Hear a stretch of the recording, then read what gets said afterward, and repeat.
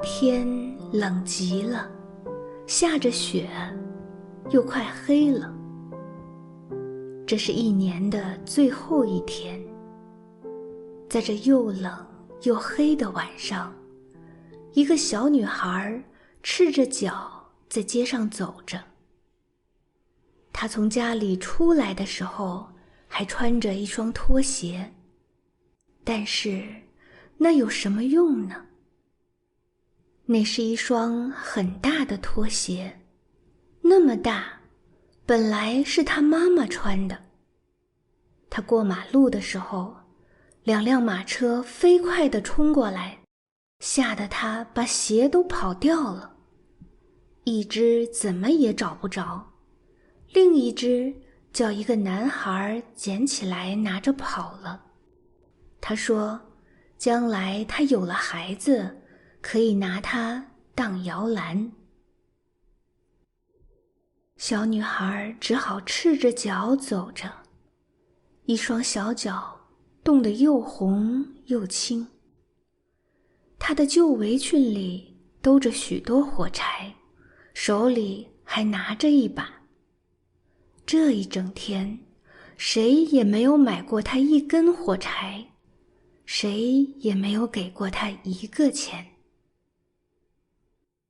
可怜的小女孩，她又冷又饿，哆哆嗦嗦地向前走着。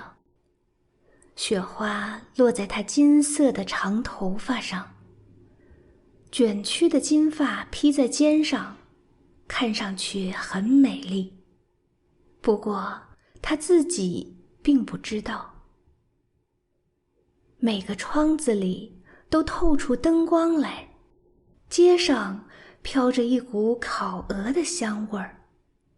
因为这是大年夜，她可忘不了这个。小女孩在一座房子的墙角坐了下来，蜷着腿缩成一团。她觉得更冷了。她不敢回家，因为她没卖掉一根火柴，没挣到1分钱，爸爸一定会打她的。再说，家里跟街上一样冷。虽然墙上最大的裂缝已经用草和破布堵住了，风还是可以灌进来。他的一双小手几乎冻僵了。唉，哪怕一根小小的火柴对他也是好的。他敢从成把的火柴里抽出一根，在墙上擦燃了，来暖和暖和自己的小手吗？他终于抽出了一根，呲，火柴燃起来了，冒出火焰来了。他把手拢在火焰上，多么温暖，多么明亮的火焰呐！简直就像一支小小的蜡烛。小女孩觉得自己好像坐在一个大火炉的前面，火炉烧得旺旺的，暖烘烘的，多么舒服啊！她想把脚伸出去，让脚也暖和一下。哎，这是怎么回事？火柴灭了，火炉不见了。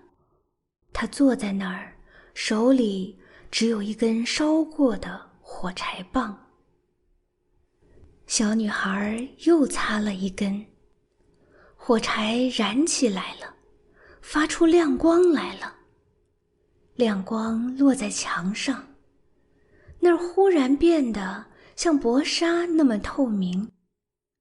她可以一直看到屋里，桌子上铺着雪白的台布，摆着精致的盘子和碗，一只烤鹅正热腾腾地冒着香气。小女孩惊讶地看见，这只烤鹅从盘子里跳了下来，摇摇摆摆地在地板上走着，一直向这个穷苦的小女孩走来。这时候火柴熄灭了，他面前只有一堵又厚又冷的墙。他又擦着了一根火柴，这一回他坐在美丽的圣诞树下。这棵圣诞树那么大，那么美，绿色的树枝上点着几千支明亮的蜡烛，在向他眨着眼睛。小女孩向蜡烛伸出手去，这时候火柴又灭了。清冷的夜空中，一颗星星落了下来，在天空中划出了一道细长的红光。有一个人快要死了，小女孩说。唯一疼她的奶奶活着的时候告诉过她，一颗星星落下来，就有一个灵魂要到上帝那儿去了。她在墙上又擦着了一根火柴，这一回火柴把周围全照亮了，奶奶出现在亮光里，是那么温和，那么慈爱。奶奶，小女孩叫了起来，请把我带走吧，我知道火柴一灭你就会不见的，就像那个温暖的火炉、香喷喷的烤鹅和美丽的圣诞树一样不见的。他赶紧擦着了一大把火柴，要把奶奶留住。火柴发出强烈的光，照得像白天一样明亮。奶奶从来没有像现在这样高大，这样美丽。奶奶把小女孩抱起来，搂在怀里。他们俩在光明和快乐中飞走了，越飞越高，飞到那没有寒冷、没有饥饿、也没有痛苦的地方去了。第二天清晨，这个小女孩坐在墙角，两腮通红，嘴角带着微笑。她死了，在旧年的大年夜冻死了。新年的太阳升起来了，照在她小小的身体上。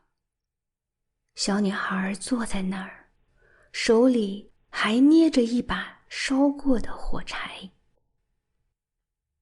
人们叹息着说：“哎，她是想给自己暖和一下。”可是谁也不知道，她死前曾经看到过多么美丽的东西，她曾经多么快乐，跟着她的奶奶一起飞向新年的幸福中去。